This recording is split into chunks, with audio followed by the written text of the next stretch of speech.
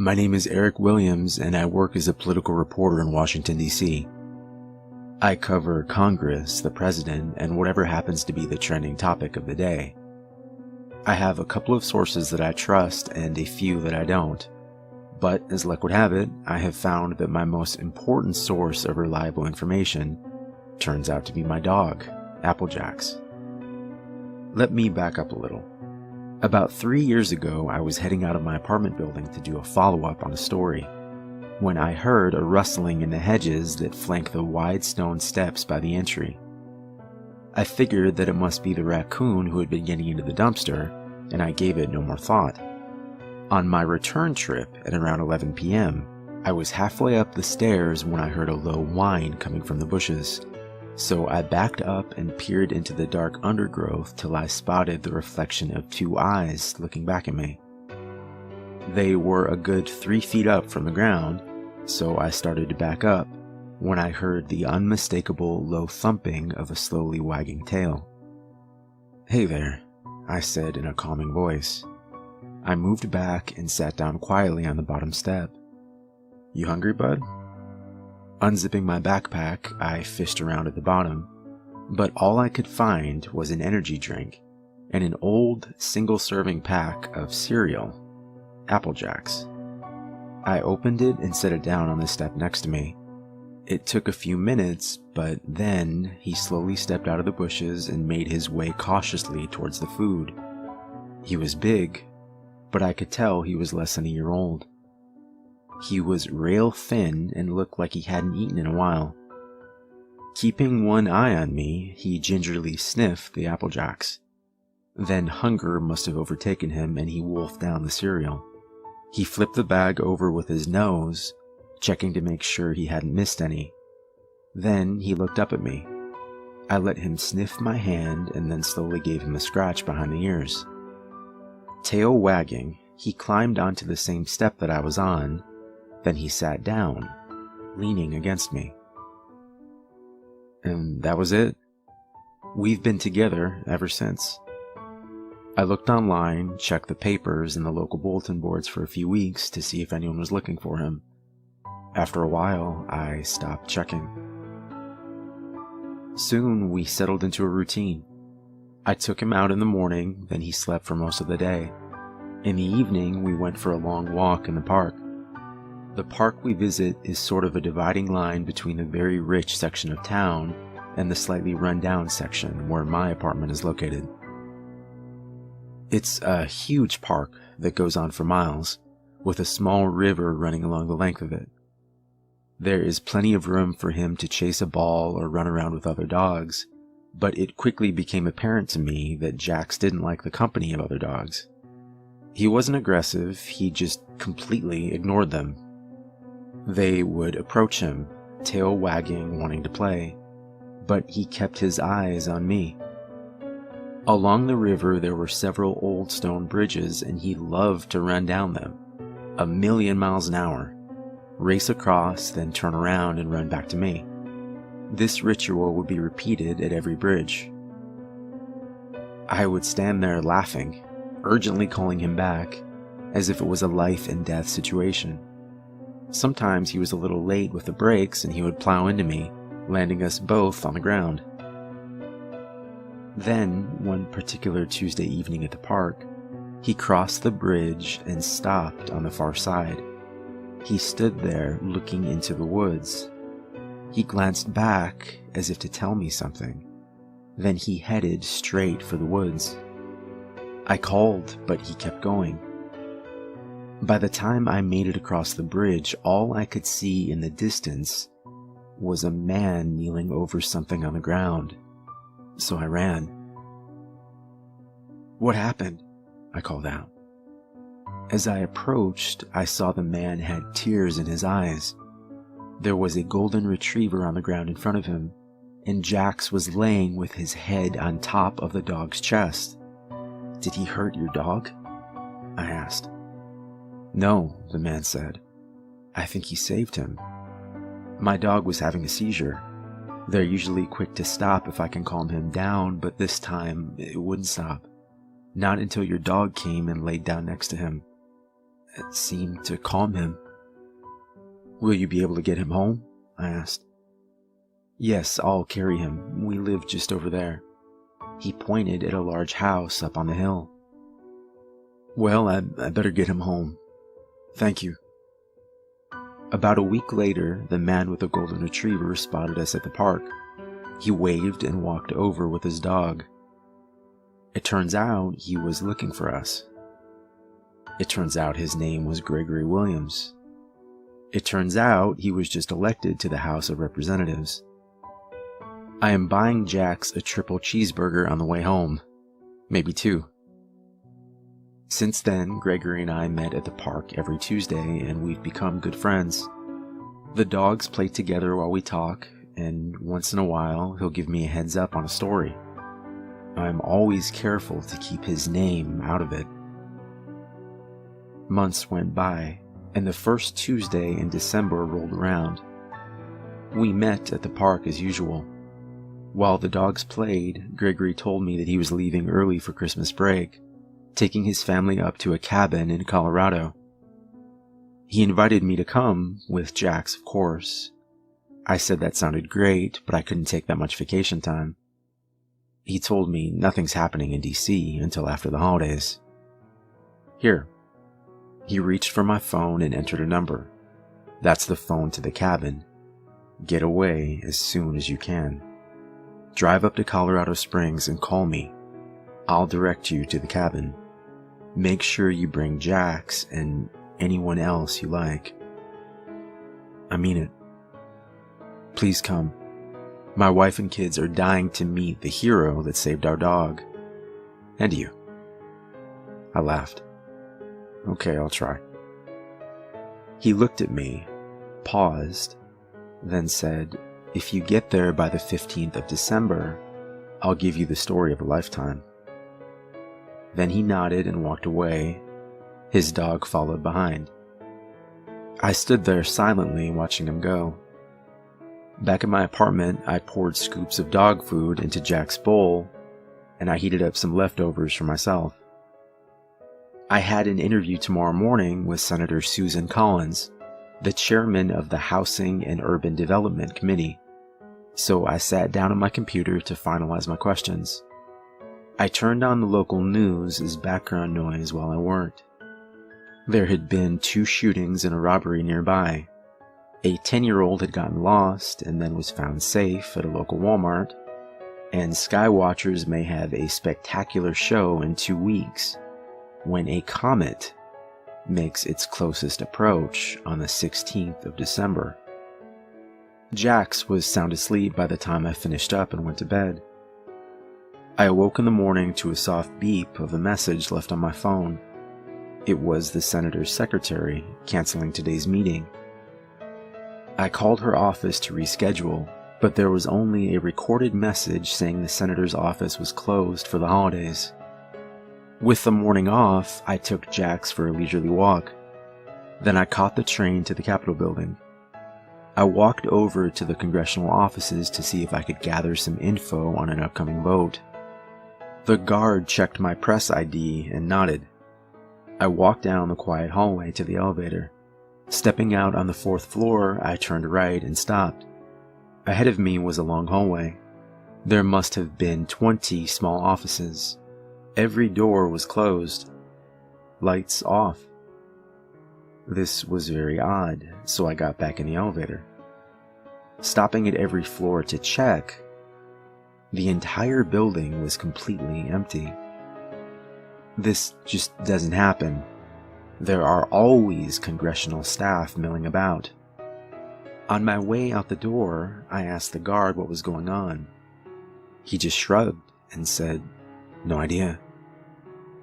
Grabbing a coffee from a nearby street vendor, I sat down at a bench overlooking the main walkway. Taking out my phone, I called my list of political contacts one by one.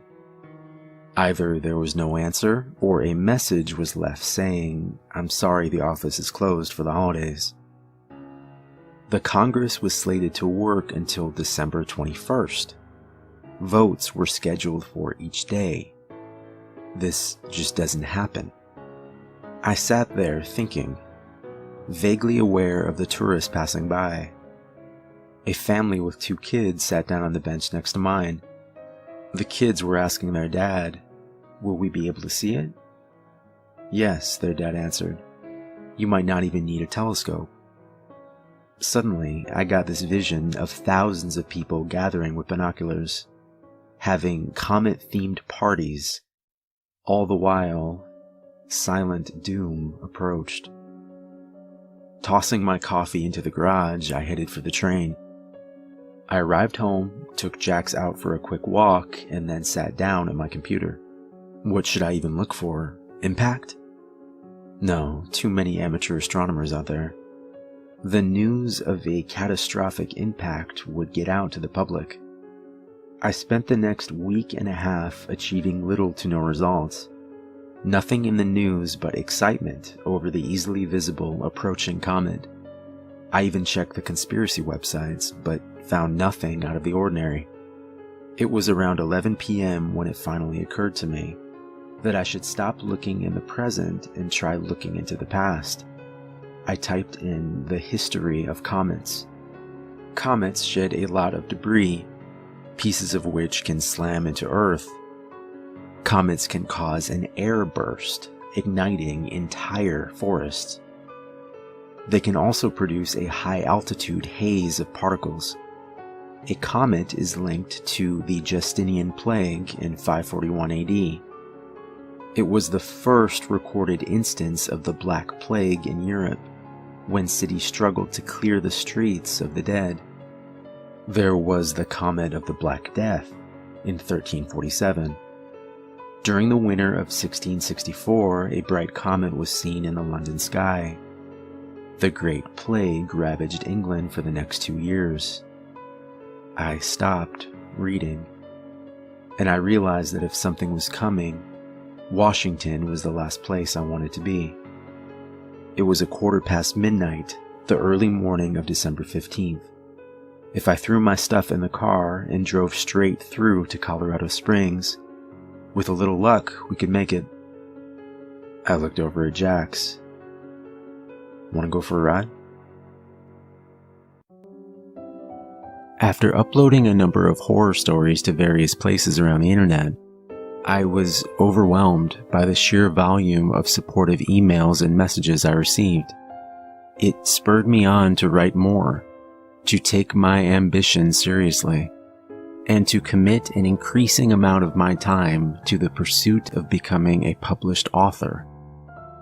Little did I know that this newfound acknowledgement of my writing would lead to a series of horrific and abhorrent events.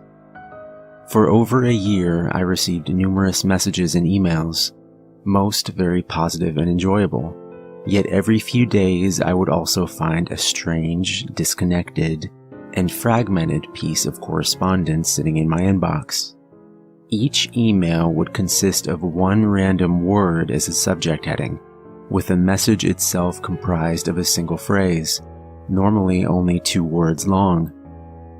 The email address would change each time, but it was clear from the nature of the content that the author was the same. At first, I dismissed them as the idle product of a bored lurker on the internet, attempting to amuse themselves with the thought of myself reading garbled, puzzling, yet worryingly cryptic messages. As the days wore on, however, and the emails became gradually more twisted and prophetic, I began to suspect that they were of a far more sinister origin. I had posted and contributed to many websites and forums over the years, and it was not unusual to wake up each morning to 20 or 30 new emails in my inbox. I often spent my lunch break answering them, and I genuinely enjoyed the correspondence. However, the day after posting a story called The Passenger, I followed my usual routine of logging into my email account at noon, only to find one message which stood out most uncomfortably from the others.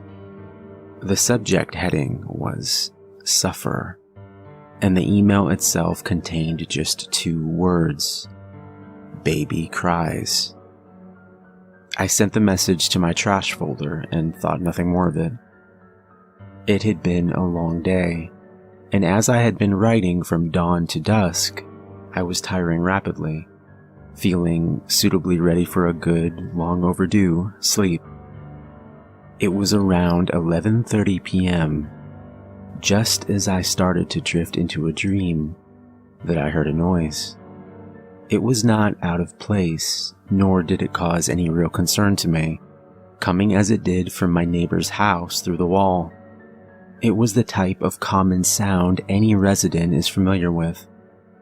I smirked to myself, thinking baby cries, and drifted back to sleep, sure that the child's mother or father would soon be there to comfort it, as they always were. I woke again, glancing at my mobile phone, which cast an unearthly green glow around the room. Seeing that it was after 3 a.m, I became agitated, knowing that I had a long day ahead of me. Rest does not come easily on those nights when we know we must rise early. The mere thought of the necessity of a good night's sleep before the next day's work precludes any notion of sleep itself.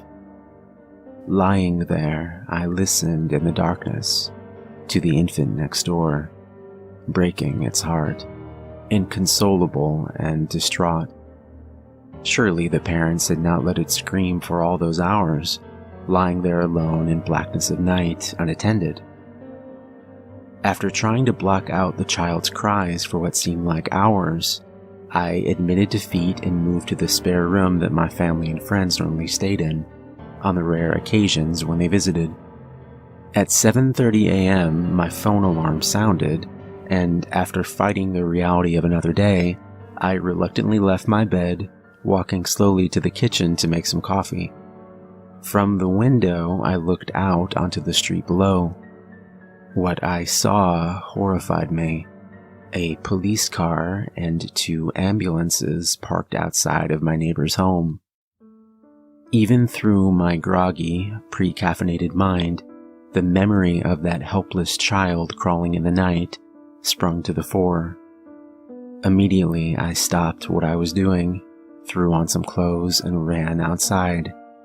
I was not the only person watching, as the usual nosy residents stood at their doors, with some even out on the street, still wearing their dressing gowns, idly gossiping, whipping up any number of scandalous rumors. Asking several onlookers what had happened, I was told a variety of accounts, from a child being abducted to someone having a seizure during the night. A hush fell over the street as my neighbor's front door finally opened, slowly. 3 police officers exited the house somberly, as a collective gasp seeped out from the mouths of the crowd of onlookers. Quickly behind, 2 men in sterile white clothing carried a stretcher, and on it a body bag containing the now deceased remains of one of my former neighbors. A few cries rang out from across the street. Those who knew them wept, while those who did not gossiped. Then another silence, followed by another stretcher and another body bag. This time no one uttered a sound. The street was void of noise. A tangible tension spread through the air, a hanging sense of dread as all of us waited, hoping beyond hope for no more death. Heartbreak. The last stretcher, supporting a small and insignificant shroud, was carried out solemnly into the morning air and placed carefully into the back of an ambulance. Tears were wept, and answers were demanded from the police, but I could not cope with the sight. I could not bear it. The sound of that poor infant screaming through the night, screaming for its very life, rang out in my ears. The sound of a child, now forever silenced. The memory was deafening. How was I supposed to know? The child had cried before, as many do. I didn't know. I didn't know. I walked, dazed, back through my garden and into the now hollow sanctuary of my house. I'm not ashamed to say that I cried. Cried knowing that maybe if I had just paid attention or shown more concern than simply getting to sleep, that if I had noticed something was amiss, I could have called the police and then perhaps they would still be alive. Several hours later, 2 police officers arrived at my door to ask if I had seen or heard anything unusual from the night before.